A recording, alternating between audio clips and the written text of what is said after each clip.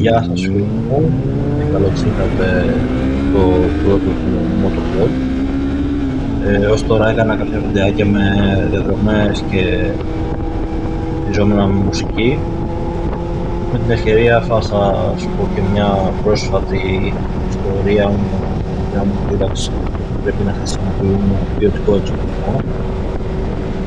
Πρόσφατα, καθώς πήγαινα στη δουλειά μου, είχα μια πτώση με τη νέα μηχανή που πήρα και ευτυχώς χωρούσα όλο μου τον μοτοσυκλετιστικό εξοπλισμό και είχα τις λιγότερες δυνατές ζημιές οι οποίες θα μπορούσαν να έχουν συμβεί σε κάποιον, και θα μπορούσαν να φέρουν πάνω, στάδια, βαν, πότες, και δυστυχώς δεν φορούσα ένα κατάλληλο παντελόνι και θα την δώσει, είχα κάποιες αμυχίες στο γόνατο, αλλά δόξα τω Θεώ θα ήταν το λιγότερο. Οπότε θα μοιραστώ 5 λόγους γιατί αξίζει να φοράμε έναν ποιοτικό μοτοσυκλετιστικό εξοπλισμό.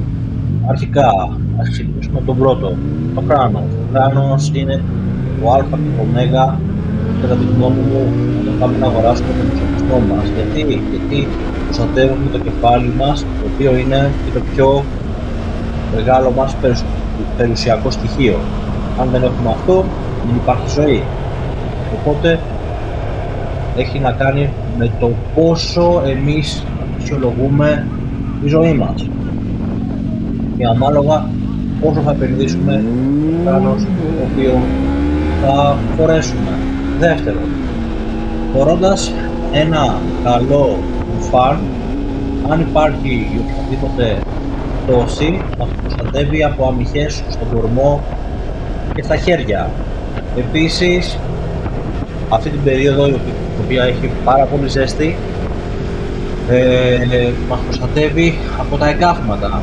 Φορώντας ένα διάτριτο μπουφάν, πολλές φορές βλέπουμε πολύ πιο δροσερά το να μην φοράμε τίποτα, γιατί περνάει ο αέρας και μας δροσίζει. Τρίτον, φοράμε γάντια. Τα γάντια μας προστατεύουν και από την πτώση ή από κάποιο πηδάκι έντομο το οποίο μπορεί να έρθει και να χτυπήσει με δύναμη πάνω στα χέρια μας και να χάσουμε τον έλεγχο της μπισικλέτας. Τέταρτον,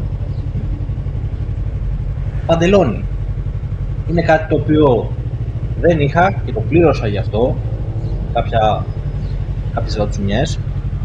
Το αν φοράμε ένα καλό παντελόνι μας προστατεύσει και από την πτώση και από κάποιο έγκαθμα στα πόδια αν είμαστε συνοδικοί, ή ακόμα και όταν από την πτώση μπορεί να φυτούμε όπως εγώ στο έδαφος και να έχουμε πολύ πιο σοβαρούς τραυματισμούς.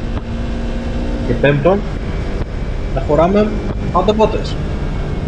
Φορώντας μπότες μας προστατεύει σε τυχόν πτώση από το να σκιστεί το παπούτσι και να χτυπήσουμε τα πόδια μας. Μας προστατεύει αν πέσει πάνω μας η μηχανή, προστατεύει και το πόδι μας, τον αστραγαλό μας με περισσότερη ασφάλεια, και έτσι είμαστε όσο το δυνατόν πιο ασφαλείς. Δικιά μου γνώμη, και το έχω ακούσει και από διάφορους άλλους ρeviews οι οποίοι είναι πιο έντιμοι, ότι πρέπει να φοράμε πάντα τον εξοπλισμό μας, ακόμα και όταν κάνουμε μια μικρή βόλτα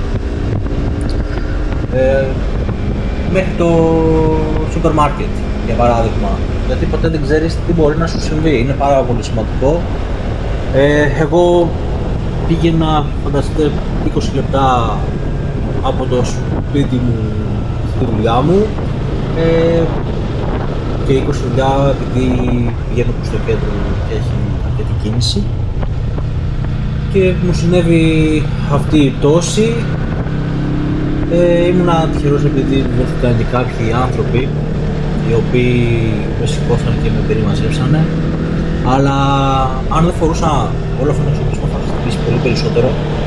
Σίγουρα θα χτυπήσει και το κεφάλι, γιατί όπως έπεσα το κράνος κοπάνισε στο έδαφος, άρα θα μπορούσαν να έχουν συμβεί πολύ χειρότερα από τις γρατσουνιές που έπαθα στο πόδι. Φυσικά, εγώ πιο πολύ εκείνη τη στιγμή στεναχωρήθηκα και τα μάτια μου όταν έπεσα ήταν πάνω στη μηχανή, μην είχε πάθει κάτι η μηχανή και σκεφτόμουν λιγότερο αν έπαθα κάτι εγώ. Ωστόσο, μετά το σοκ συνειδητοποίησα ότι αυτό είναι το λιγότερο που θα με απασχολήσει αυτή την περίοδο.